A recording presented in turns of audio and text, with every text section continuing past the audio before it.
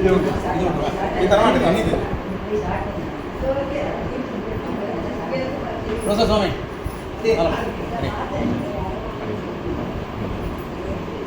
यस्या भवद्भक्तजनार्तिहन्तुः पितृत्वमन्येष्वविचार्यपूर्णं सम्भेवतारस्तमरण्यलभ्यं लक्ष्मीं नृसिंहं शरणं प्रपद्ये नारायणं नमस्कृत्य नरं चैव नरोत्तमं देवीं सरस्वतीं व्यासं ततो जयमुदीरयेत् मानत्वं भगवन्मतस्य महतः पुंसस्तथा निर्णयः तिस्रसिद्धया आत्मसंविदखिलाधीशानतत्त्वाश्रयाः गीतार्थस्य च सङ्ग्रहः स्तुतियुगं श्रीश्रीशयोः इत्यमून् यद्ग्रन्थानुसन्दते इति पतिः तं यामुनेयं नमः।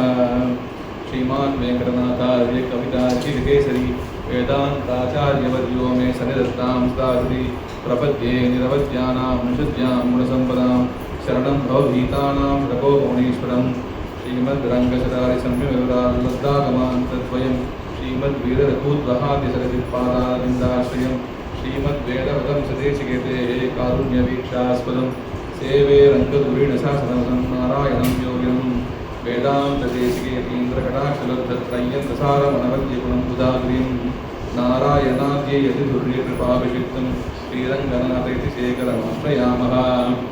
श्रीकृष्णमार्यं करुणालयन्तं वेदान्तयुग्मं समधीतवन्तं वत्साभिजातं विदुषां वरेण्यं श्रीभाष्यसिंहं प्रणमामि नित्यं वात्स्य श्रीकृष्णसूरीन्द्रपदपङ्कजगत्पदम् अनन्तपद्मनाभार्य भारद्वाजमहं भजे। प्रपन्नपारिजाताय तोत्रवेत्रैकपाणे ज्ञानमुद्राय कृष्णाय गीतामृतदुहे नमः। यत्प्रपत्तिं विना सर्वैः यस्य माया दुरत्यया धनञ्जयरतस्तं तत् प्रपद्ये शरणं महा। நமஸ்தே. இது கிரந்த சதுர்த்தய காலக்ஷேப சமிதி அப்படின்ற இந்த கோஷ்டிங்கிறது மகாமகோபாத்தியாய ஸ்ரீ மன்னார்குடி சுவாமி ஏற்பட்டிருந்து அப்படின்றது அடியேன் இந்த போஸ்டரை பார்த்து தெரிஞ்சுட்டேன். அது இந்த மன்னார்குடி சுவாமி பற்றி அடியனுடைய ஆச்சாரியன் ஸ்ரீ ஏபிஎன் சுவாமி இடத்துல அடியேன் நிறைய விஷயங்கள் கேள்விப்பட்டிருக்கேன். சுவாமி உடைய காலக்ஷேபத்தில் மன்னார்குடி சுவாமியுடைய பற்றி விஷயங்கள் சொல்லாமல் சாதிக்காமல் காலக்ஷேபம் ஓடாது. இந்த விஷயத்தில் இந்த சமயத்தில் மன்னார்குடி சுவாமி இப்படி சாதிச்சார் அப்படி சாதிச்சார் அப்படின்னு தனியாக பேசும்போது கூட அவர் ரெண்டு பேருக்கும் உள்ள இன்ட்ராக்ஷன்ஸு எப்படி இருந்தது அப்படின்னு, சுவாமியோட ஆத்ம குணங்கள் எப்படி ஏற்பட்டது, அவர் விஷயங்கள் சொல்கிற சைலி எப்படி ஏற்பட்டது அப்படின்னு நிறைய விஷயங்கள் ரொம்ப சிலாகிச்சு சாய்ப்பார். அடியேன் ரொம்ப புதியவன் சிறியவன் அப்படின்னு இருந்தாலும் மன்னார்குடி சுவாமி போன்றவர்கிட்ட அடியனுக்கு சம்பந்தம் இல்லை. அப்படி இருந்தாலும் சுவாமி அடியன் சுவாமி மூலமாக நிறைய விஷயங்கள் கேள்விப்பட்டதோடைய சுகரத்தினாலேவோ அந்த சுவாமி ஏற்படுத்தின சபையில் அடியன் இப்போ உட்கார்ந்து விஷயங்களை விண்ணப்பிக்கிறதுக்கு ஒரு பாகியம். அது இந்த ஆப்பர்ச்சுனிட்டி மிகப்பெரிய ஒரு பாகியம் தான் அடியனுக்கு. அது ஒரு விஷயம். அப்படின்னா ரெண்டாவது விஷயம், இது போன்ற பெரியவாள் இப்போது நம்ம ஐஸ்வர் சுவாமியெல்லாம் எழுதிருந்தார். அகைன் அதே விஷயம் தான். ஏபிஎன் சுவாமி ஐஸ்வர் சுவாமி மென்ஷன் பண்ணாத விஷயமே இல்லை. இப்போ கூட இந்த சதஸ் நடந்தது சுவாமியோடைய சதமான இந்த நட்சத்திர உற்சவத்துக்கு. அப்போது எவ்வளோ விஷயங்கள் சாதிச்சிருக்காரு. ஐஸ்வர் சுவாமி இப்படி சாதிப்பார் அப்படி சாதிப்பாருன்னு.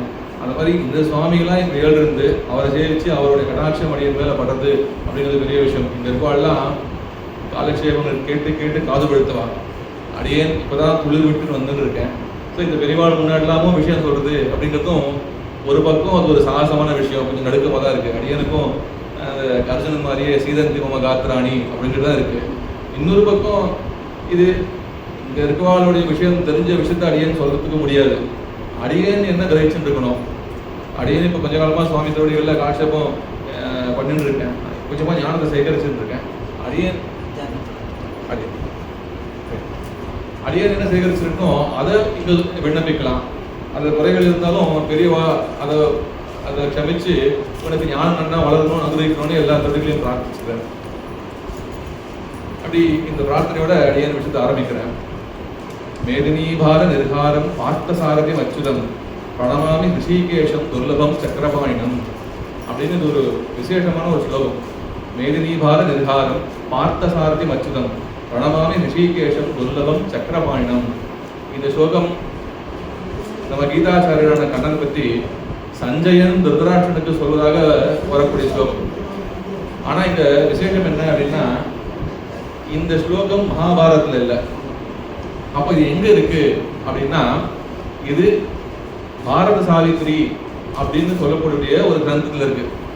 இந்த பாரத சாவித்திரி அப்படிங்கிறது என்ன அப்படின்னா, இந்த மகாபாரதத்துக்கு ஒரு கிளபாகம் இருக்கு. கிளபாகம்னா ஒரு அனெக்ஸ்டர்னு சொல்லலாம், சப்ளிமெண்ட் அப்படின்னு சொல்லலாம். மகாபாரதத்தில் விட்டு போன சில விஷயங்கள் இருக்கக்கூடிய ஒரு கிரந்தம், அதற்கு ஹரிவம்சம் அப்படின்னு பேரு. அந்த ஹரிவம்சத்துக்கு ஒரு கிளபாகம், அது என்னன்னா இந்த பாரத சாவித்திரி. அந்த பாரத சாவித்திரி நம்ம சம்பிரதாயத்துக்கு ரொம்ப ஒரு முக்கியமான ஒரு கிரந்தம். ஏன்னா அந்த பாரத சாவித்திரியிலிருந்து நம்ம சுவாமி தேசிகன் ஸ்ரீமத் சாரத்திலையும் நிறைய ஸ்லோகங்கள் கோட் பண்றாரு அப்படின்னு தெரியுது. இன்னும் நிறைய பெரியவா இந்த இதுல பாரத சாவித்திரி நிறைய கொட்டேஷன்ஸ் எடுக்கிறா, பிரமாணங்கள் எடுக்கிறா. ஆனா இந்த கிரந்தம் அப்படிங்கிறது சில வருடங்கள் முன்னாடி வரைக்கும் நம்ம புழக்கத்துல எல்லாமே போயிருக்குது. அதுல அடியனுடைய ஆச்சாரியர் வந்து இந்த பாரத சாவித்திரி நமக்கு கிடைக்காம போயிடக்கூடாது, அது லுப்தமா போயிடக்கூடாது அப்படின்னு அதை கிடைக்கணும்னு ரொம்ப அரும்பாடுபட்டு அதை தேடி கண்டுபிடிச்சு அவருடைய பெருமான அனுகிரகத்தினால வந்து அவருக்கு அது ஒரு பழைய டெக்ஸ்ட் ஒன்று, ஒரு புஸ்தகம் ஒன்று கிடைச்சிது. அதை நன்கு பரிஷ்காரம் பண்ணி அதை ஒரு எடிஷனாக போட்டு சுவாமி ஒரு புஸ்தகமாக பப்ளிஷும் பண்ணார். அதுக்கு நம்ம வில்லூர் சுவாமி வந்து ஒரு அணிந்துரை எழுதியிருக்கார். அதுவும் முக்கியமாக இது ரொம்ப முக்கியமான கிரந்தம். ஏன்னா பாரதத்தினுடைய நிறைய முக்கியமான ரகசியங்களுக்கு விடை வந்து இந்த பாரத சாவித்திரியில இருக்கு அப்படின்னு அதில் வந்து அனுகிரகிச்சாச்சு. அப்படிப்பட்ட அந்த பாரத சாவித்திரியில இருக்கக்கூடிய ஒரு ஒரு ஒரு மணியான ஸ்லோகம் அது. மேதினி பார நிர்காரம் பார்த்த சாரதி மச்சுதம் பிரணமாமி ரிஷிகேஷம் துர்லபம் சக்கரபாயணம் அப்படின்னு. அதாவது பூமியோட பாரத்தை பார்த்த சாரதி போக்கினான் அப்படின்னு வருது. பூமியோட பாரத்தை போக்கிய இந்த பார்த்த சாரதி எம்பெருமான் கண்ணன் பூபாரத்தை நிவர்த்தி பண்ண அவதரிச்சான். அவன் அதுக்கப்புறம் பார்த்த சாரதியா பட்டரவிய கோல் கையில் கொண்டு பார்த்தந்த தேர்மு நின்றானே அப்படின்னு பார்த்த சாரதியா அவன் பண்ண முக்கியமான காரியங்கள் அப்படிங்கிறது ரெண்டு. ஒன்று, ஆப்வியஸ்லி மகாபாரத யுத்தத்தை நடத்தினான். மண் விசை பெரும் பாரம் நீங்க ஒரு பாரத மாபெரும் போர் பண்ணி அப்படின்னு அவன் மகாபாரத யுத்தத்தை பூமி வாரம் நீக்குவதற்காகவே பண்ணான். பார்த்த சாரதியா அவன் பண்ண செயல் அது. அதனால உண்மையிலேயே அது பூபாரம் பார்த்த சாரதியை நீக்கினான் அப்படிங்கிறது நியாயம். அவன் பண்ண ரெண்டாவது காரியம் என்ன அப்படின்னா, அது இந்த கீதா சாஸ்திர சர்வோபனிஷத் சாரமான இந்த கீதா சாஸ்திரத்தை எம்பெருமான் கண்ணன் அறிவினால் குறைவில்லா அகல் ஞான தவறிய நெறியெல்லாம் எடுத்துரைத்த நிறைஞானத்தூர் மூர்த்தி அப்படின்னு அவன் கீதா சாஸ்திரத்தை அனுகிரகிச்சான். அப்போ இந்த பார்த்த சாரதி என்பவன் இந்த பண்ண இந்த ரெண்டாவது செயலும் பூபாரத்தை நீக்குவதற்காகத்தான் அப்படின்னு சொல்லலாமா அப்படின்னு கேட்டா சொல்லலாம். ஏன்னா இங்க பூபாரம் அப்படின்னா என்ன அப்படின்னு சொல்லணும். முன்னொரு காலத்துல கௌர் பூத்வா அஸ்முகின்னா கந்தந்தி கருணம் விபோ அப்படின்னு பூமி பிராட்டி போய் அழுதுருக்கா. எனக்கு இந்த பூமி வாரம் தாங்க முடியல, என்னால் கொடுத்துக்க முடியல, இதுக்கு மேலே தாங்காது, நீ தான் நிவர்த்தி பண்ணோம் அப்படின்னு அழுதுருக்கா. எம்பெருமான் அனுகிரகம் பண்ணான். அவர் பசுமாட்டினுடைய உருவத்தை எடுத்துக்கொண்டு அவரே அழுதா. அதற்காகவே இவர் பசுமாட்டினுடைய உருவத்தை எடுத்ததுனாலே இவர் கண்ணன் கோபாலனாக பிறந்து அவன் பலவிதமான வதங்களை பண்ணான். உங்களுக்கு சொன்னது போல இந்த மகாபாரத யுத்தத்தையும் பண்ணி பூபாரத்தை நீக்கினான்.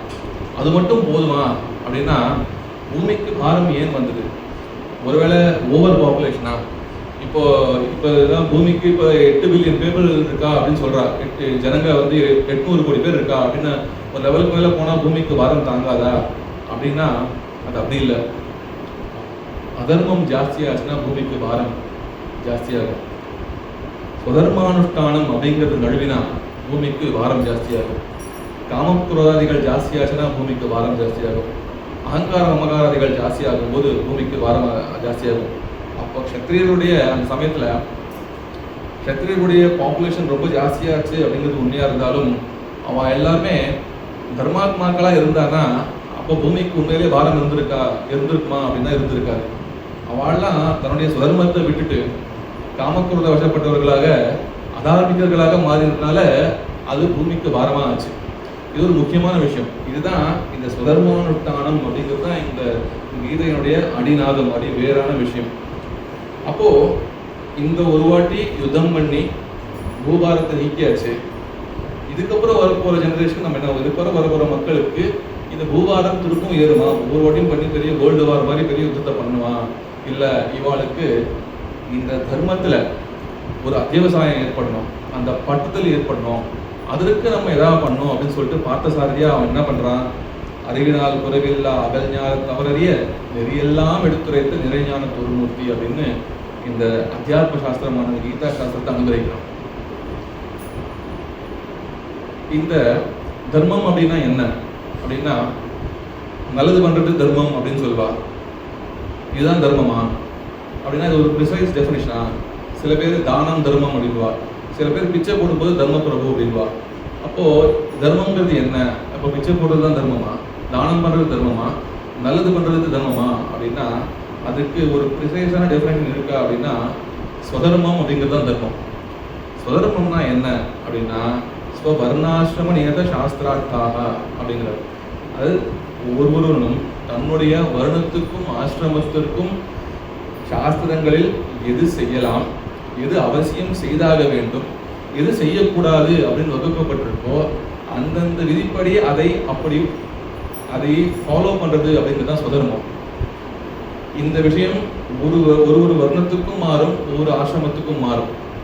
ஒரு கிரகஸ்தன் செய்யக்கூடிய விஷயங்களை ஒரு பிரம்மச்சாரி பண்ணக்கூடாது, ஒரு சன்னியாசி செய்யக்கூடிய விஷயங்களை ஒரு கிரகஸ்தன் பண்ணக்கூடாது. இந்த மாதிரி தர்மம் எது அப்படிங்கிறது ஒவ்வொரு ஆசிரமத்துக்கும் மாறும். கிரகஸ்தன் தான் வெத்தலை பாக்கு போடலாம், பிரம்மச்சாரி போடக்கூடாது. சன்னியாசி தான் காவி வஸ்திரம் கட்டிக்கலாம். இன்னைக்கு நிறைய கிரகஸ்தர்கள் ஏதோ ஒரு ஸ்டைலுக்கு வந்து அவ காவி வஸ்திரம் ஒரு வேட்சியை கட்டிக்கிறாவா, அது பண்ணக்கூடாது அப்படின்னு எந்தெந்த ஆசிரமத்துக்காக எதை பண்ணலாம் அப்படின்னு இருக்கோ, எதை பண்ணி ஆக வேண்டும் இருக்கோ அதை செய்ய வேண்டும். ஸ்வதர்மம் அப்படிங்கிறது தான் தர்மம் அப்படிங்கிறது. அந்த ஸ்வதர்மத்திலிருந்து எப்பொழுது நம்ம விலகிறோமோ அப்போ பாவம் வந்து சேருது. எப்போ நம்ம சுதர்மத்தை விலகி வேறொரு தர்மத்தை கை கொள்கிறோமோ அப்போ நம்ம பூமிக்கு பாரமாகிறோம் அப்படிங்கிறதா எங்க தாற்பயம். எப்படி இருந்தாலும் அடுத்து கலிகாலம் வரப்போகுது, அங்க இதுதான் ப்ராக்டிக்கலான இஷ்யூவா இருக்க போகுது. அடிக்கிற மாதிரி இருக்கவாள்லாம் லௌகிகாள். எங்களுக்கெல்லாம் இந்த கரியர் இந்த லௌகிகம்ன்றது ஒரு பெரிய பூதமா வந்து சூழ்ந்து இருக்கு. ஏன்னா கல்யாணம் ஆயிடுத்து, குழந்தை குட்டிகள், வேலை, கரியர், சம்பாத்தியம், அதுக்கு மேலே வரக்கூடிய ப்ரமோஷன் அப்படிங்கிறது தான் நமக்கு தேவை. ஏன்னா குடும்பத்தை நடத்தணும், குழந்தைங்களை படிக்க வைக்கணும், அதுக்கப்புறம் அவளுக்கு கல்யாணம் பண்ணி கொடுக்கணும் அப்படின்னு. ஆனால் உண்மையிலே என்ன நடக்கிறது அப்படின்னா, இந்த போர்வையில், அதாவது என்னோட குடும்பத்தை நான் காப்பாற்றணும், அதுக்காக நான் வேலைக்கு போகிறேன் அப்படின்ற போர்வையில் உண்மையிலேயே லௌகிகாளுக்கு அந்த விஷயங்களில், இந்த லௌகிக விஷயங்களில் ருச்சி உண்டாயிடுது. அதிக சம்பளம், ஒவ்வொரு வருஷம் இன்க்ரிமெண்ட் போகும்போது நமக்கு ஒரு சந்தோஷம் வருது. பரவாயில்ல, ஓகே, இந்த வருஷம் இன்னும் 2 லட்ச ரூபா எக்ஸ்ட்ரா கொடுத்துருக்கான், பரவாயில்ல. அவனுக்கு 3 லட்சமா ஆச்சு, என்னடா அது, இது எப்படி நம்ம வந்து அவனுக்கு ப்ரொமோஷன் கிடச்சிட்டா நமக்கு கிடைக்கலையா? உன் குடும்பம் நடத்தி தான் நீ வேலைக்கு போகிற, உன்னுடைய வருணாசிரம தர்மம் என்ன? ஆமாம், அதை வச்சு மட்டும் இன்னைக்கு பழைக்க முடியாது, காலம் மாறி போச்சு, அதுக்காக நீ வேலைக்கு போகணும். ஆனால் அந்த போர்வைக்குள்ள என்ன நடக்கிறது, நாம முழுக்க அந்த லௌகிக வாழ்க்கையில மூழ்கிட்டோம். இந்த சபையில் இருக்க பெரியவா கிட்ட பத்தி நான் அடியன் பேசல, அடியனை போன்றவா பத்தி பேசணும். நாங்களாம் லௌகிகத்திலிருந்து கொஞ்சம் கொஞ்சமா வந்து சம்பிரதாயத்துக்குள்ள வந்துன்னு இருக்கோம். அடியங்களுக்கு இருக்க விஷயம்னா வெளியில சொல்லிக்கிறது என்ன அப்படின்னா, இல்லை சுவாமி, இதுக்காக அதெல்லாம் விட்டுற முடியாது, எப்படி விட முடியும் அப்படின்றோம். ஆனா உள்ளுக்குள்ள என்னாச்சு, அதுக்குள்ள நம்ம ஒரு ஊறி போக ஆரம்பிக்கிறோம். அந்த விஷயம் நமக்கு பிடிக்க ஆரம்பிக்கிறது. நம்மளை அவன் ஒரு வேலைக்காக பாராட்டுறான்னா அவன் நமக்கு சந்தோஷம் வருது. அந்த வேலைக்கு நம்ம லாயலாக ஆக ஆரம்பிக்கிறோம். சம்பளம் தரான்ப்பா, நம்மளால முடிஞ்ச அளவுக்கு உயர் கொடுக்குறோம் அப்படின்னு தோன்றுறது. அதனால என்ன பண்றது, இப்போ இந்த லௌகிக தர்மத்துக்கும் நம்ம வர்ணாசிரம தர்மத்துக்கும் ஒரு கான்ஃப்ளிக்ட் வருதுங்கும் போது நம்ம ஈஸியா லௌகிக தர்மத்தை பிடிச்சிட்டு நம்ம வர்ணாசிரம தர்மத்தை விட்டுடுறோம். ஃபார் எக்ஸாம்பிள், ஆகார நியமம் அப்படிங்கிறது அவசியம், நம்ம எல்லாருக்கும் தெரியும். ஆனால் என்ன பண்ணுறோம், கார்பரேட்டில் வேலை பண்ணுறவா, இல்லை சுவாமி இங்கே எங்களுக்கெல்லாம் வந்து அஃபீஷியல் டின்னர்ஸ் இருக்குது, கிளைண்ட்டு வரா, அவள் அந்த டின்னர்ஸ் ஹாஸ் பண்ணுவா, நாங்கள் கலந்துக்கணும். அதெல்லாம் எப்படி நம்ம வந்து அங்கே போய் உட்காந்து சாப்பிட மாட்டேன்னு தனியாக போய் உட்காந்து முடியுமா, என்ன இருக்குமா அப்படின்னு ஒரு டைலாமா வருது. அப்போ நீங்கள் பார்த்தீங்கன்னா நம்ம மனசும் சரி, நம்ம சுற்றி இருக்கவங்களும் சரி, ரொம்ப ஈஸியாக அல்ல அதெல்லாம் விட்டுறக்கூடாது, இதுவும் கரியர், இதோடு பெருமாள் புரிஞ்சுப்பான். இதுவரை நம்ம இதை வந்து விட்டுருவோம் அப்படிங்கிறது மட்டும் இல்லை, பெருமாள் தூக்கி வந்து பழியப்பட்டது, அவன் புரிஞ்சுப்பான். எப்போ சொன்னான் அவன் புரிஞ்சுக்கிறேன், எப்போ ஒத்துப்பான், எப்போ சொன்னான் அவன், அப்படி டியூனாய் எங்கெங்கெல்லாம் முடியுமோ ஈஸியாக நம்ம வந்து நம்மளுடைய தர்மத்தை வந்து விட்டுடுறோம். இதுதான் கலிகாலத்தில் இருக்கக்கூடிய பிரச்சனை. அது இதுவாக இருக்கலாம், ஏழாவிடமான நேரத்தில் வேலை பண்ணுறோம், சுரூபத்தில் இருக்க முடியல, நெத்திக்கிட்டு ஆஃபீஸ் போனால் ஒரு மாதிரி இருக்கு, நெத்திக்க வச்சுன்றோம். ராத்திரி முழுக்க வேலை, பகல் முழுக்க தூக்கம், திருவாராதனம் பண்ணியா? பண்ண முடியல. ஏன்? அதை அட்ஜஸ்ட் பண்ண முடியாது. ஐயோ அது வாழ்க்கை. ஏன்?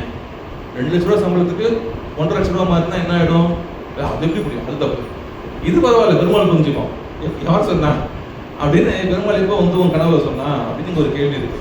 அந்த மாதிரி இந்த சுதர்மத்தை விடுறது அப்படிங்கிறது தர்மத்தில் அதர்ம புத்தி. ஏன்னா சுத்தி இருக்கவா இதுதான் சரின்னு வாதாடுவா. உன்னுடைய வாழ்க்கையை நீ தான் காப்பாத்திக்கணும். அப்ப வேற யாரும் வந்து இப்ப உபதேசம் பண்றவா சோறு போட மாட்டா. ஸோ உன் கேரியரை நீ பார்த்துப்போ அப்படின்னு சுத்தி இருக்கவாள்லாம் இதுதான் தர்மம், லௌகிக தர்மம் தான் தர்மம், நீ வந்து எதை பிடிச்சுக்கணும்னு நினைக்கிறியோ அது அதர்மம்னு வாதாடுவா. அதற்கு பேர் தான் தர்மா அதர்ம தியாகலம், தர்மத்தில் அதர்ம புத்தி. இந்த தர்மத்தில் அதர்ம புத்தி நாளைக்கு எல்லாருக்கும் வரும் அப்படின்னு கண்ணன் தெரிஞ்சுட்டு இப்படியாச்சுன்னா திரும்பவும் இதே பூபாரம் தான். திரும்பவும் ஒரு வாட்டி வந்து நான் ஒரு வேர்ல்டு வார் ஆர்கனைஸ் பண்ணி இதே மாதிரி தேரோட்டி இதே மாதிரி எல்லாரையும் வந்து நான் சமாளிக்கணுமா அப்படின்னு இவாளுக்கெல்லாம் தர்மத்துக்கு ஒரு விவசாயம் ஏற்படுறதுக்கு ஏதாவது பண்ண முடியாதா அப்படின்னு எவ்வளவோ பேர் எவ்வளவோ சாஸ்திரங்களை கொடுத்துருக்கா. இருந்தாலும் இந்த வாட்டி நானே முயற்சி பண்ணுறேன் அப்படின்னு இந்த பார்த்தசாரதியாக அந்த யுத்த காலத்தில் அவன் அந்த தேர்வு இருந்து கொண்டு அந்த ஞான முத்திரையோட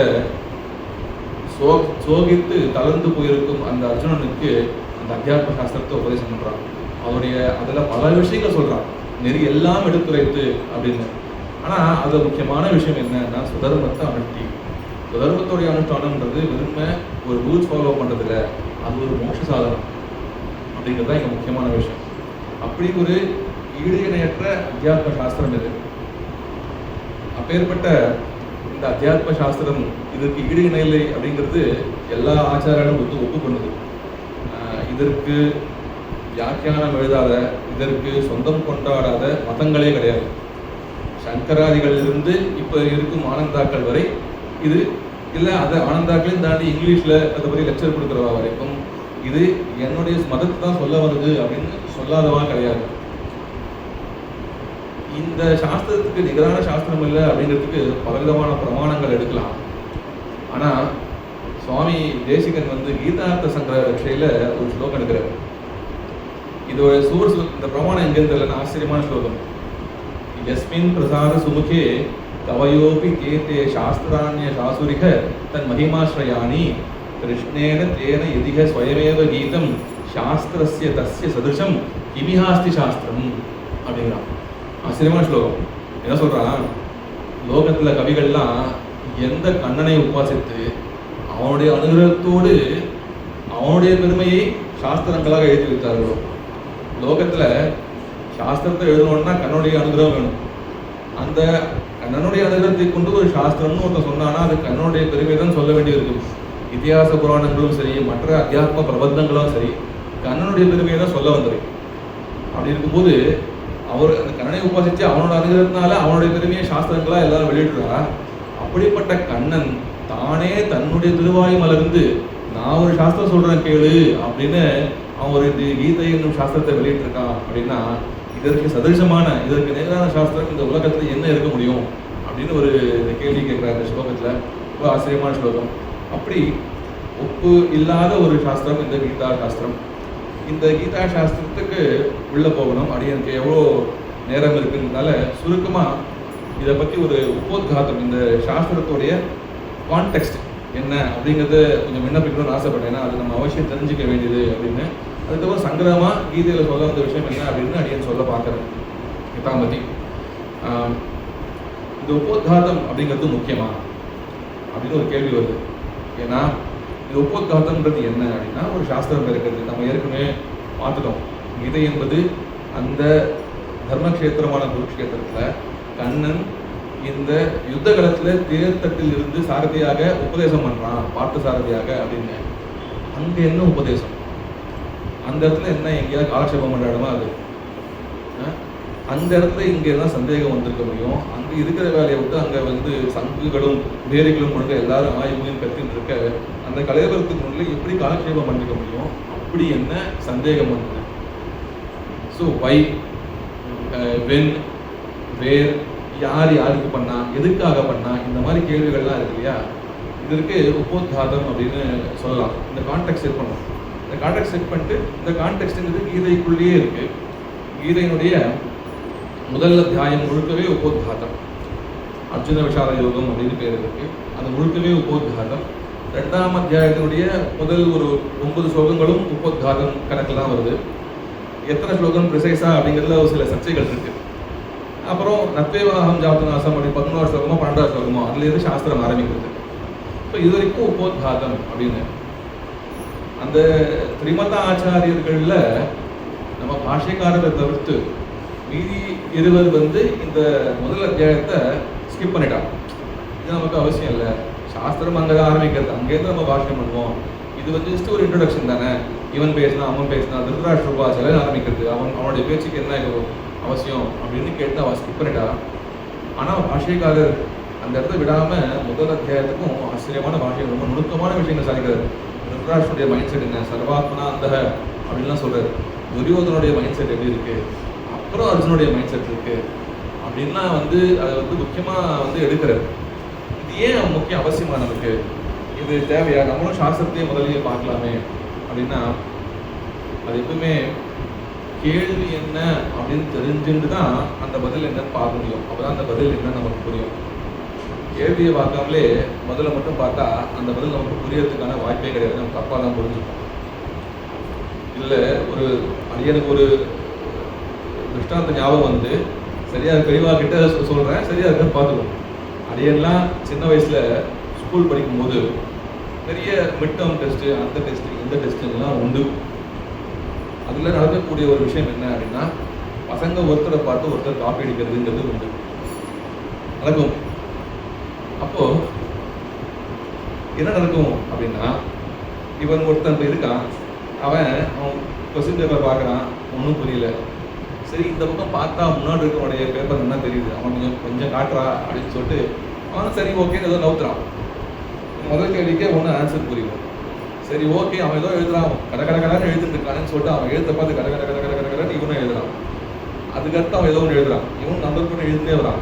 ஓகே, இந்த வாட்டி நமக்கு வந்துடும், இவன் நல்ல படிப்பாளி, இவன் எழுதுக்கு நம்ம எழுதிருக்கோம், நமக்கும் நல்ல மார்க் வந்துடும், இந்த வாட்டி பாடுறா அப்படின்னு சொல்லிட்டு அவனும் காலரை தூக்கி விட்டுட்டு செஞ்சுட்டு இருக்கான்.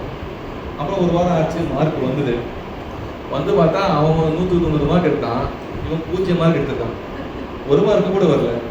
என்னடா அநியாயமாக இருக்கு, உன்னை பார்த்தா நான் எழுதுறேன், எப்படா எனக்கு 1 மார்க் கூட வரல, என்னடா இது அப்படின்னு பார்த்தா அவன் என்ன பண்ணிருக்கான், எடுத்தோடனே கொஸ்டின் பேப்பர் பார்த்தான், தனக்கு எது சௌகரியமாக இருக்கோ, எது முதல்ல ஞாபகம் வருதோ அதை முதல்ல எழுதணும். அவன் 10ஆம் நம்பர் கொஸ்டினை முதல்ல எழுதிருக்காங்க. இந்த பைத்தியம் அதை பார்க்காம முதல்ல இவன் எழுதியா இது எழுதுன்னு சொல்லிட்டு அந்த ஆன்சரை மட்டும் எழுதிட்டான். ஸோ முதல் நம்பர் கொஸ்டினுக்கு 10ஆம் நம்பர் கொஸ்டினோட ஆன்சர் எழுதி, 2 மார்க் கொஸ்டினுக்குலாம் 5 மார்க் கொஸ்டினுடைய பெரிய ஆன்சர் எழுதி, 5 மார்க் கொஸ்டினுக்கு 1 மார்க் கொஸ்டின் ஒரே ஒரு லைன் எழுதி, இப்படி மாற்றி சொல்ல போயிருக்காங்க. ஸோ கேள்வி என்னன்னு, காப்பிடிக்கிறவன் கேள்வியை பார்த்து காப்பிடிச்சிருக்கான் இல்லையா. இந்த மாதிரி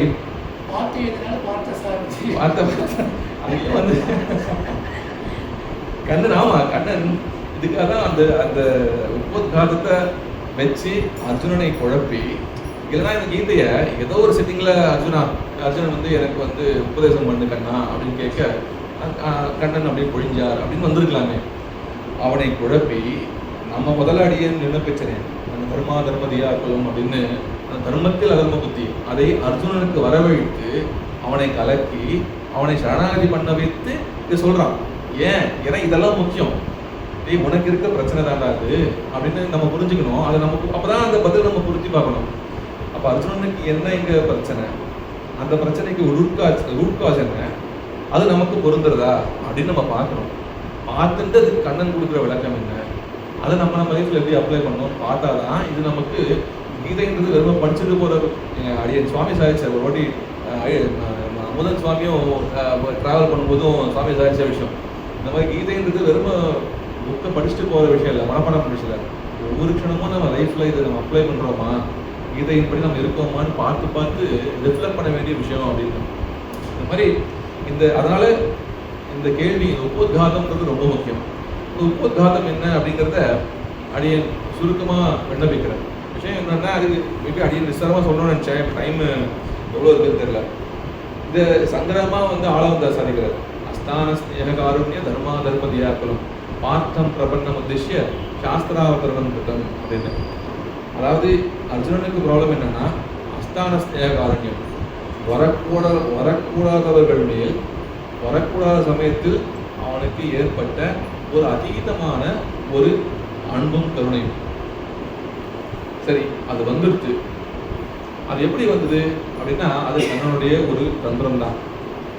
அவன் என்ன பண்றான், எல்லாரும் அவன் என்ன பண்றான், சரி 2 பக்கமும் சேனைகள் அணிவகுத்து நிற்கும் பொழுது இந்த பேட்ஸ்மேன்லாம் பால் ஃபேஸ் பண்றதுக்கு முன்னாடி சுற்றி வந்து ஃபீல்டர் ஒரு வாட்டி பார்ப்பான். யார் யார் எந்த ஃபீல்டர் எங்கே இருக்கா, எங்கே எனக்கு கேப்ஸ் இருக்கு, எங்கே வந்து ரொம்ப ஸ்லோ ஃபீல்டர்ஸ் இருக்கா, எங்கே நான் வந்து ஒரு குவிக் சிங்கிள் எடுக்க முடியும் அப்படின்லாம் பார்ப்பான்.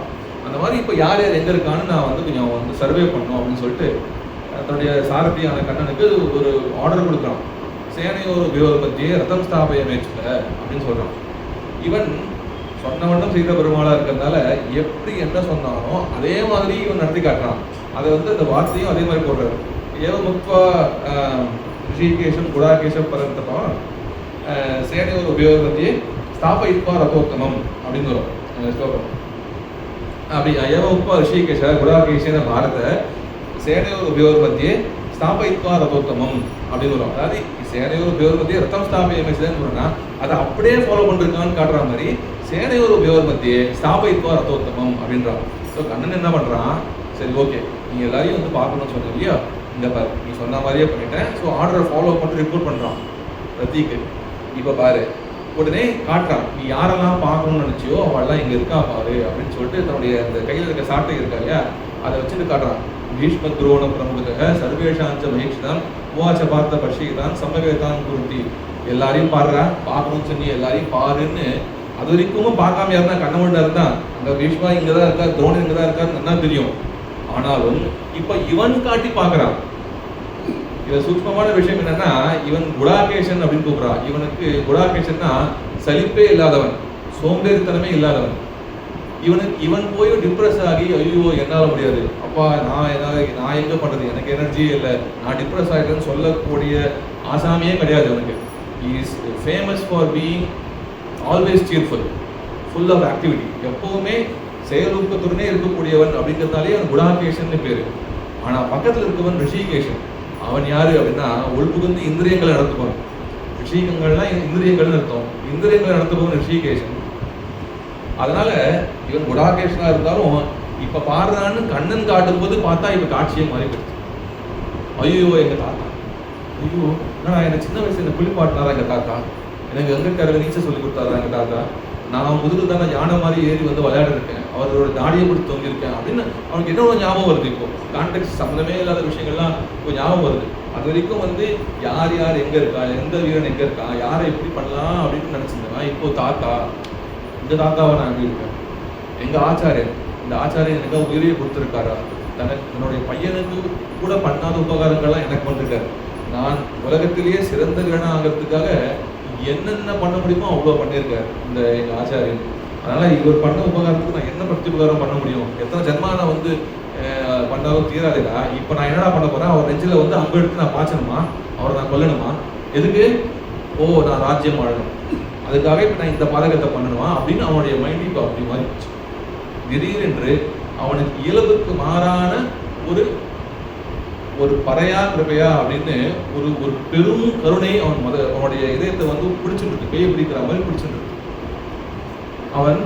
அதனால இப்ப பார்த்தா சரியும் சுத்தி முத்தி பாக்குறான், எல்லாம் சொந்தக்காரான். ஐயோ அந்த பக்கம் ஜெயத்ரதன் இருக்கான், அவன் ஜெயத்ரதன் பண்ண தப்பு மறந்து போச்சு, ஐயோ என் தங்க துச்சல, இப்ப இவனை பண்ணா அவன் விதவி ஆடுவாள் அப்படின்ற மாதிரி அவன் பாக்குறான். எந்த பக்கமும் பார்த்தா 2 பக்கமும் சொந்தக்காரா இருக்கான். என்னடா கொடுமையா இருக்கு, இந்த பக்கம் வந்து தாத்தா இருக்கான், இந்த பக்கம் பேரன்கள்லாம் இருக்கான், இந்த பக்கம் அப்பாக்கள் இருக்கா, இந்த பக்கம் பசங்க இருக்கான், இந்த பக்கம் ஒன்னா படிச்ச ஃப்ரெண்ட்ஸ் வாடா போடா அப்படின்னு கை கூத்துட்டு ஒன்னா விளையாடின பசங்களாம் இப்போ ஒருத்தர் எப்போ கொடுப்பா, எப்போ போய் அடிக்கலாம் அப்படின்னு இருக்கா. என்ன கொடுக்கூடாது, இவ்வளவு பெரிய கொடுமை யாருக்கும் வரக்கூடாது, இதை நான் கண்டிப்பா பண்ண மாட்டேன் அப்படின்னு அவன் அந்த பெரும் கருணையினால அவனுடைய மனசு மொத்தம் மாறி போய் இந்த வார நம்ம எப்படியா தடுக்கணும்னு அவனுக்கு என்னென்ன ரீசன் தோணுமோ எல்லாமே சொல்றான்.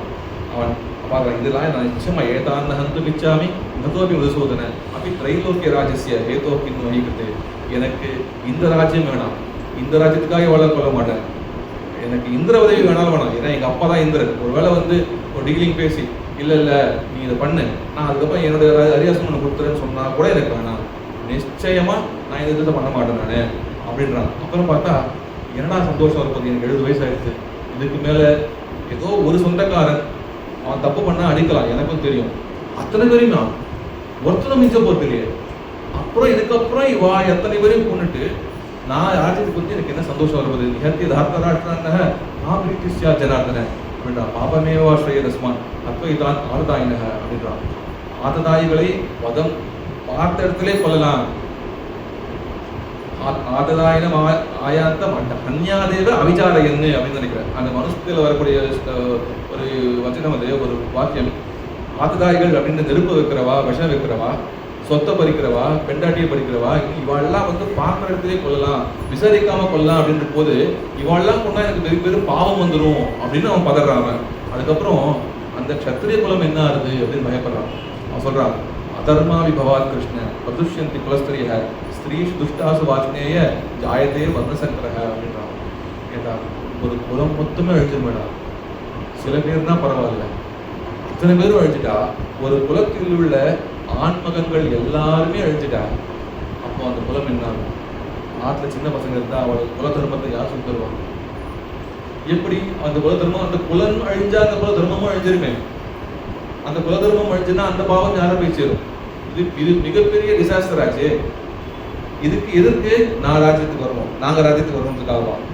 சரி, குல தர்மம் அழிஞ்சிரும், ஸ்திரீ தர்மம் அழிஞ்சிருமே. ஆண்கள் எல்லாம் இறந்து போயிட்டா அந்த குலத்துடைய பெண்களை யாராக காப்பாற்றுவா? அப்போ அவன் தன்னை காப்பாற்றிக்கிறதுக்கு என்ன பண்ணணும்? என்னவோ பண்ண வேண்டியிருக்குமே. ஸ்திரீ தர்மம் அழிஞ்சிரும், வர்ணசங்கரம் ஏற்பட்டுமே, அவன் வேற யாரையா கல்யாணம் பண்ணிருக்கலாம், வேற எப்படியோ வந்து கலப்புகள் ஏற்படுமே. வர்ணசங்கரம் மட்டும் ஏற்பட்டுன்னா அந்த குலமே நரகத்துக்கு போவோம், அதற்கு காரணமானவன் நரகத்துக்கு போவான். எவ்வளோ பெரிய அனர்த்தம்! அப்படி வர்ணசங்கரம்ன்றது என்னைக்கா இருந்தாலும் தடுக்க வேண்டிய விஷயமாச்சு. உனக்கு தெரியாதராக்கன்னா இப்போ நாமளே அதுக்கு காரணமா இருக்கோமே. இதுக்கு திரும்பவும் இத்தனை வருஷம் நான் காட்டு இருந்தோமே, எங்களுக்கு காட்டு இருக்க தெரியாதா? இப்போ நான் அதிகாரத்தை போய் உட்கார்ந்து இத்தனை அனர்த்தங்களை நம்ம ஏற்படுத்தணுமா அப்படின்றான்.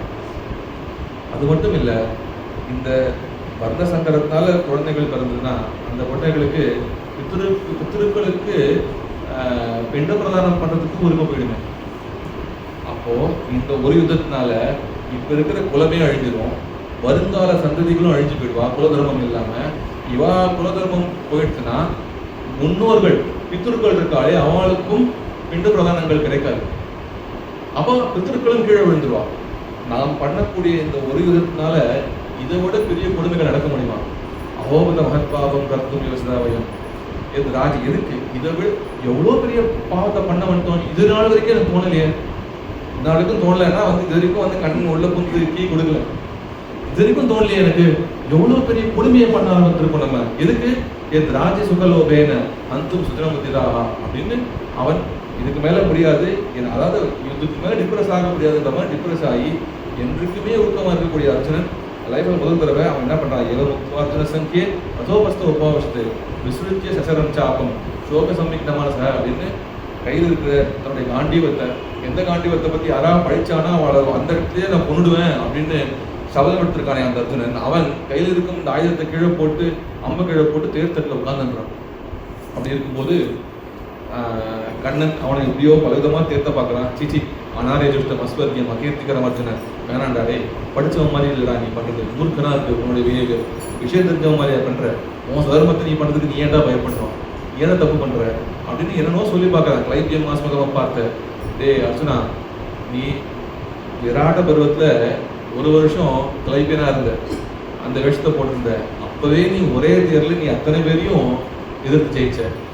இப்போ நீ ஆண்மகனா ஆயிட்ட, இப்போ ஏன்டா கிளைபியனான பிஹேவ் பண்ற? நான் அந்த வாசனை இன்னுமா தொடர்றது உனக்கு? ஏன்னா அபத்தம் இது. அதனால இந்த முதல்ல உலகத்திலேயே ரொம்ப மோசமான விஷயம் தெரியுமா? க்ஷுத்ரம் ஹிருதய தௌர்பல்யம் அப்படின்னு சக்தி இருந்தும், சாமர்த்தியம் இருந்தும், கைகால்கள் இருந்தும், செல்வம் இருந்தும், எல்லாமே இருந்தும் எனக்கு மனசு சரியில்லை அப்படின்னு சொல்லிட்டு சுதர்மத்தை விடுறா பத்தியா? அதை விட பைத்திய காத்தனது கிடையாது.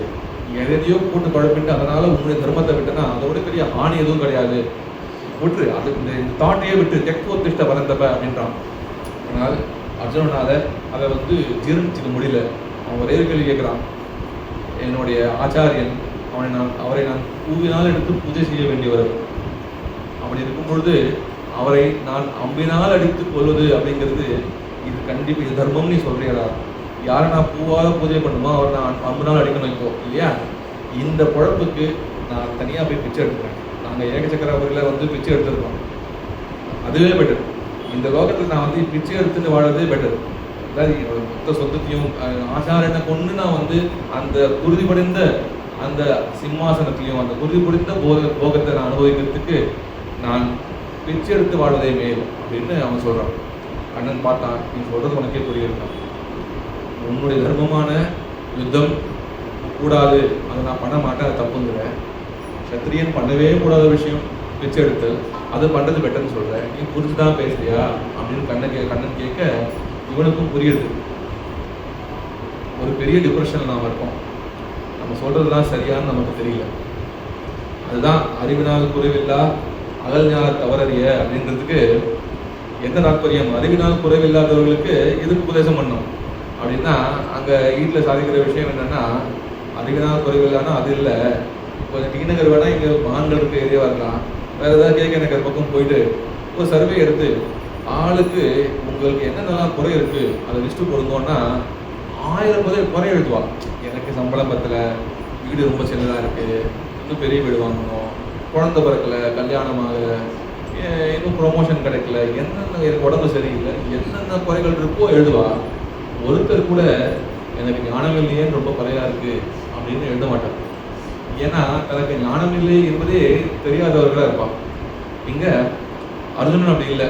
இவ்வளோ நேரம் பேசினா, தான் நினச்சதுலாம் சரின்னு நினச்சிட்டு பேசினா, ஆனால் கண்ணன் பார்த்த பார்வையில் புரிஞ்சுட்டான். இல்லை சரி ஓகே, எனக்கு தெரியல, I am fully depressed now, எது சரி எது தப்புன்னு தெரியல.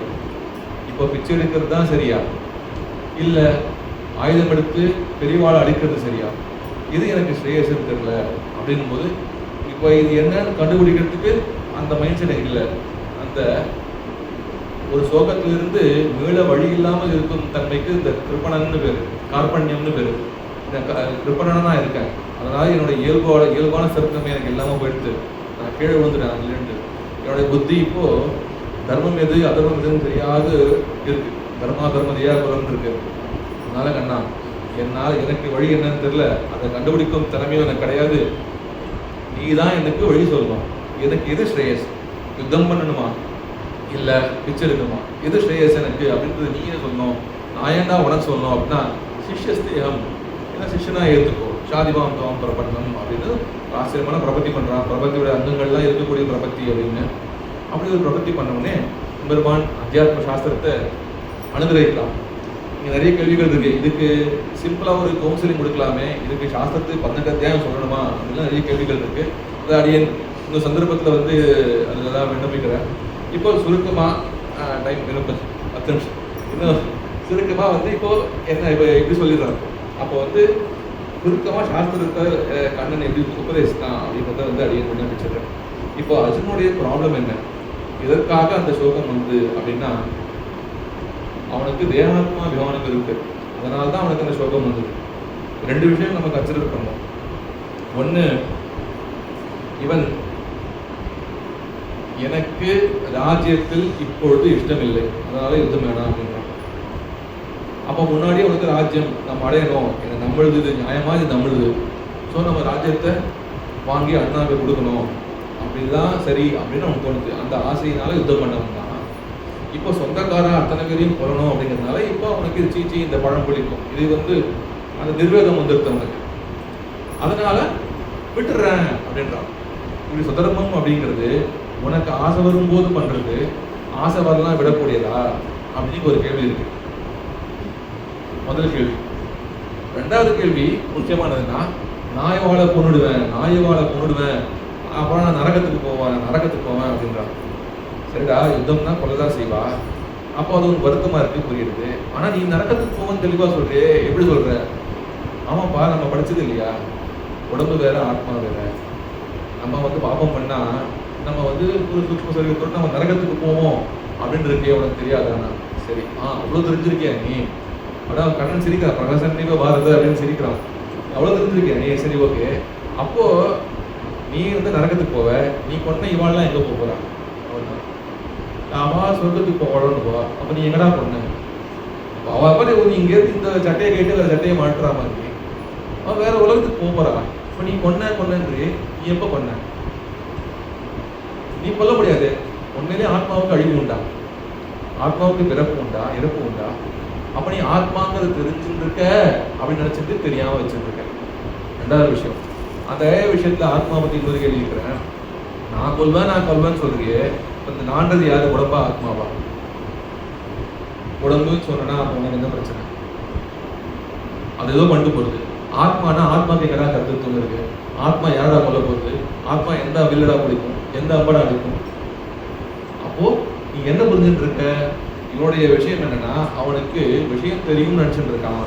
ஆனா அவனுக்கு உண்மையிலே இருக்குது தேகாத்மா விவரம், தேக ஆத்ம கிரமம், உடம்பே ஆத்மாவா இருக்கிறது. இந்த கிரமம் நீங்கணும் அப்படின்னா அவனுக்கு இந்த அத்தியாத்ம சாஸ்திரத்தை சொன்னாலும் அவனுக்கு இந்த பிரம்மம் போராது அப்படின்னு எவருமான் கண்ணன் சொல்ல ஆரம்பிக்கிறான். அதுல இந்த 18 அத்தியாயங்கள் சொல்றான். எக்ஸாக்ட்லி இந்த ப்ராப்ளத்தை அட்ரஸ் பண்றான். முதல்ல 2ஆம் அத்தியாயத்திலே, அதாவது இப்படி வர நான் இந்த 18 அத்தியாயங்களை கண்ணன் எப்படி ஸ்ட்ரக்சர் பண்ணிருக்கான்னா 6 அத்தியாயங்களாக பிரிச்சு 3 சர்க்கங்களாக பிரிச்சிருக்கான். ஒரு சர்க்கம் என்பது 6 அத்தியாயம்.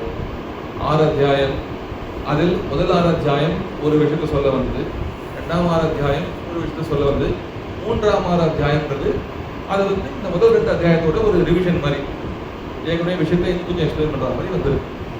ஸோ என்ன சொல்ல வராரு இப்போ அப்படின்னா, முதல்ல இவனுக்கு இருக்கிறது தேகாத்மா கிரமம் அப்படிங்கிறதுனால ஆத்ம தத்துவத்தை நான் சொல்றேன் அப்படின்னு சொல்லிட்டு முதல் 6 அத்தியாயங்கள்ல ஆத்மானா என்ன, 2ஆம் அத்தியாயத்தில் ஆத்மானா என்ன, ஆத்மா என்பது அழியானது, உடம்பை விட வேறானது, அணுவானது, அதை நெருப்பால பசுக்க முடியாது, கத்தியினால குத்த முடியாது இத்தியாதி அப்படின்னு ஆத்மஸ்வரூபத்தை விஸ்தாரமா 30வது ஸ்லோகம் வரைக்கும் அதை கண்ணன் விளக்குறான். அதற்கப்புறம் கர்மயோகத்தை விளக்குறான். இப்போ நீ நினைச்சதுக்கு யுத்தம்ன்றது இது வெறும் கொலை செயல் இல்லடா, இது கர்மயோகம். நீ ஆசைப்பட்டா பண்ணுவ, பொடிக்கல்லாம் விடுவேன்னா அது கொலை செயல் தான். ஆனால் அது ஆக்சுவலாக அப்படி பண்ணக்கூடாது. சுதர்மத்தை அது எப்படி பண்ணணும் அப்படின்னா, ஆத்ம தத்துவம் புரிஞ்சுட்டியோ இல்லையோ அதை நினைச்சிட்டு பண்ணு. இப்போ உண்மையிலேயே நீ பண்றியா இந்த கொலையை, இந்த யுத்தத்தை நீ பண்றியா? இல்லை, இப்போ நீ பண்ணல. அப்போ யார் பண்றா அப்படின்னா இந்திரியங்கள் பண்றது. அப்ப இந்திரியங்கள்லாம் உள்ள யார் கருத்துன்னு இருக்கா? எம்பெருமான் பண்றான். அப்ப எம்பெருமான் பண்றான், நீ பண்ணல, நீ கர்த்தா இல்லை, எம்பெருமான் தான் கர்த்தா. குணங்கள் கர்த்தா எடுத்துக்கோ, இல்லைன்னா எம்பெருமான் கர்த்தா. எம்பெருமான் கர்த்தான்னு எடுத்துக்கோ, எம்பெருமான் தான் பண்றான், நாம கருவி அப்படின்ற நினைவோட இந்த கர்மயோகத்தை பண்ணு. அப்புறம் எனக்கு பிடிச்சிருக்கு நான் பண்றேன், இப்ப பிடிக்காம போயிட்டு பண்ணலன்னு சொல்றேன், அப்படி பண்ணலாமா? அப்ப எப்படி பண்ணணும் அப்படின்னா, வெறுப்பின்றி அந்த அசங்க கர்மம் அப்படின்னு பற்று இல்லாமல் கர்மம் பண்ணணும். அந்த பலனில் பற்று இல்லாமல் ஒரு கர்மாவை பண்ணணும். அதனோட பலன் உனக்கு பிடிச்ச மாதிரி வரலாம், பிடிக்காத மாதிரி வரலாம், அதை பத்தி கொஞ்சம் கூட கவலைப்படாம அந்த பலனில் பற்றே இல்லாமல் பண்ணணும். பலனில் பற்று இல்லைன்னா நம்ம யாராவது ஏதாவது பண்ணுவோமா? நம்ம இங்கே நான் அங்கே போறேன்னா அங்கே எனக்கு ஏதோ ஒரு தேவை இருக்குன்னு அர்த்தம். அப்படியே நான் அங்கே இங்கே வந்திருக்கேன்னா இங்கே இப்போ விஷயங்களை சொல்ல கூப்பிட்டுருக்கா அப்படின்னு ஒரு பர்பஸ் இல்லாமல் யாராவது பண்ணுவாளா அப்படின்னா, ஆமாம், பர்பஸ் இல்லைன்னா பண்ண மாட்டேதான். அப்போ பர்பஸ் இல்லைன்னு அர்த்தம் கிடையாது. அந்த பர்பஸில் உனக்கு அதிகாரம் கிடையாது. இப்போ அந்த பர்பஸ் என்ன? ஒரு கர்மாவை செய்வதற்கு பர்பஸ் என்ன அப்படின்னா, எம்பெருமானுடைய பிரீத்தி, இதான் பர்பஸ் அப்படின்னு. எம்பெருமானுக்கு நான் பண்ணலை, எம்பெருமான் தான் பண்ணுறான். இந்த செயல்களுக்கு பல எனக்கு அதிகாரம் இல்லை. கர்மண்யவ அதிகாரஸ்தே மாபலேஷ கதாச்சன அப்படின்னு சொல்றாங்க இல்லையா 47 ஸ்லோகத்துல. அந்த மாதிரி இதுக்கு பலம் அப்படின்றது எனக்கு அதிகாரம் இல்லை, எம்பெருமானோட பிரீத்தி தான் இருக்கு, அதுக்காக நம்ம பண்றோம் அப்படின்ற நினைவோட இந்த செயல்களை செய்யும் போது நீ பண்ற யுத்தம் அப்படியே கர்மயோகமா மாறும். ஒரே செயல் தான், இந்த நினைவோட விருப்பின்றி அசங்க கர்மமாக இதை பண்ணும் போது அப்படியே இது கர்மயோகமா மாறும். அப்படி பண்ணா என்ன ஆகும் அப்படின்னா, கர்மயோகம் பண்ண பண்ண பண்ண பண்ண கர்மாவனால கர்மா வருது, கர்மாவனால கர்மா வருது அப்படின்ற சைக்கிள் உடைஞ்சு உங்களுடைய பாப்பங்கள் போக ஆரம்பிக்கும், சித்த சுத்தி ஏற்பட ஆரம்பிக்கும். அதாவது மனசுங்கிறது ஒரு கண்ணாடினா அது நிறைய அழுக்கு இருக்கு. அந்த அழுக்கு அப்படிங்கிறது கொஞ்சம் கொஞ்சமா கிளீன் ஆகும். அந்த அழுக்கு கிளீனாக சித்த சுத்தி ஏற்பட என்ன ஆகும் அப்படின்னா, உள்ள இருக்கக்கூடிய ஆத்மா, நம்ம எல்லாருக்குமே நமக்கு ஜீவாத்மானு ஒன்று உள்ள இருக்குன்னு நமக்கு தெரியும். யாராவது இந்த ஆத்மாவை பார்த்துருக்கோமா? நமக்குள்ளதான் இருக்குன்னா நம்ம கண்ணில் ஏன் தெரிய மாட்டேங்குது? ஒரு வாட்டியே தெரிஞ்சிருக்கா யாருக்காவது? சும்மா 1 செகண்டா தெரிஞ்சிருக்கா? தெரிஞ்சது இல்லை. ஏன் அப்படின்னா, சித்த சுத்தி இருந்து கர்மயோகத்தை பண்ணி பண்ணி பண்ணி பண்ணி பண்ணி இந்திரிய நிகிரகம் ஏற்பட்டு சித்த சுத்தி ஏற்பட்டால்தான் அந்த மனசுங்கிறது சுத்தமாகி அந்த அந்த மனசுல தெளிவா உள்ளதுக்கு ஆத்மா ரிஃப்ளெக்ட் ஆகும். அப்படி ரிஃப்ளெக்ட் ஆச்சுன்னா அந்த ஆத்மா நமக்கு புலப்பட ஆரம்பிக்கும். அப்படி புலப்படுற தன்மைக்கு சிவப்பிரஜைன்றது, அதற்கு 4 நிலைகள் இருக்கு. அதை இன்னும் அதுக்கு மேல அந்த ஆத்மாவை தியானம் பண்றதுக்கு ஞான யோகம் அப்படின்னு சொல்லிட்டு இதுக்கு மேல நீ நிறைய கேள்விகள் கேட்ப. அதை நான் 3ஆம் அத்தியாயத்தில் பார்க்குறேன்னு மேல இந்த சொன்ன விஷயங்கள், கர்மயோகம் ஞான யோகம் அப்படின்ற விஷயத்தையே அடுத்த 4 அத்தியாயங்கள்ல மேல டெவலப் பண்ணி சொல்றாரு. அந்த கர்மாவை நம்ம கர்மயோகத்தை தான் ஞான யோகம் பண்ண முடிஞ்சவ கூட கர்மயோகத்தை பண்ணணும். ஞான யோகம் நிறைய முக்கால்வாசி பேர் யாருக்கும் பண்ண முடியாது, அவெல்லாம் தேவையில்லாம போய் மாட்டிக்காத, கர்மயோகம் பண்ணு அப்படின்னு சொல்லிட்டு தன்னுடைய அவதார ரகசியத்தை சொல்றான். இனி எவ்வளோ விஷயங்கள் கர்மயோகத்துடைய விபாகங்கள் என்ன அப்படின்னு தேவார்ச்சனம், தபஸ், தீர்த்த யாத்திரை, எத்தனை விதமான கர்மயோகங்கள் இருக்குன்னு சொல்றான். கடைசியில் யோகாபியாசம், ஞான யோகத்தை எப்படி பண்ணணும், அந்த யோகத்தை எப்படி பண்ணணும்னு சொல்லி இந்த 6 அத்தியாயத்தில் இந்த கர்மஞான யோகங்களே சொல்றான். இது முதல் சட்டம். இது சொல்லப்பட்ட தத்துவம் என்ன அப்படின்னா ஜீவாத்ம தத்துவம். அது சொல்லக்கூடிய உபாயம் என்னன்னா கர்மயோகம், ஞானயோகம். இதுக்கு 2 பிரகாரம் உண்டு. 2ஆம் அத்தியாயத்தில் சொல்லப்பட்ட பிரகாரம் என்ன அப்படின்னா கர்மயோகம் பண்ணி அதனால் ஞான யோகத்துக்கு அந்த சித்தி ஏற்பட்டு ஞான யோகம் பண்ணி ஆத்ம சாட்சாத்காரம் அடையுது அப்படிங்கிறது ஒரு வழி.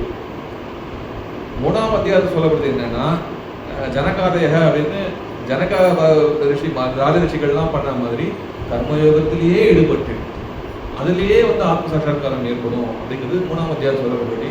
இது எப்படியா பண்ணி இதுக்கு சொல்லப்பட்ட உபாயம் கர்மஞான யோகங்கள், பலன் ஆத்ம சாட்சாத்காரம். இப்படி இருக்கும்போது இந்த ஆத்ம சாட்சாத்காரம் இன்னும் முழுமை பெற என்ன ஆகும் அப்படின்னா இந்த ஆத்மாவுடைய முழுமையான சுரூபம் நமக்கு புரியும். அப்படி புரியும் போது இந்த ஆத்மா எம்பெருமானுக்கு சேஷபூதன், எம்பெருமானுக்கு சரீரபூதன் அப்படிங்கிறது தெரிய வரும். அப்படி தெரியும் போது இந்த எம்பெருமான் மீது ஒரு அளவிட முடியாத அன்பு நமக்கு ஏற்படும். அந்த அன்பினால அவனை உபாசனை பண்ண ஆரம்பிப்போம். நம்ம ஆத்மாவை தியானம் பண்ணுறதை விட்டு அவனை உபாசனை பண்ண ஆரம்பிப்போம். இதுக்கு பேரு பக்தி அப்படின்னு பேரு. பிரீத்தி பூர்வம் அனுத்தியானம் பக்தி கவிதையதே அப்படின்னு புராணங்களை சொல்லிருக்கா. பக்தினா என்ன அப்படின்னா உள்ளன்புடன் செய்யப்படும் தியானம் தான் பக்தி அப்படின்றா.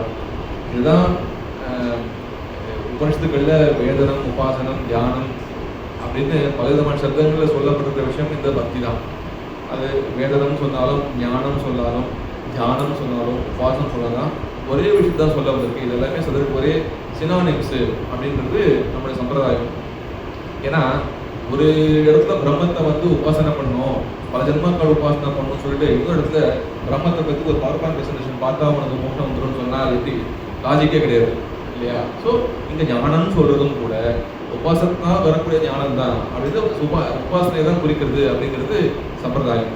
அந்த பக்தி யோகத்தை அடுத்த 6 அத்தியாயங்கள், அதாவது 7 to 12 அத்தியாயங்கள்ல எம்பெருமானுக்கு உபதேசிக்கிறான். ரொம்ப நடுத்தரும்பு மாதிரி ரொம்ப இனிமையான ஒரு பகுதி இது.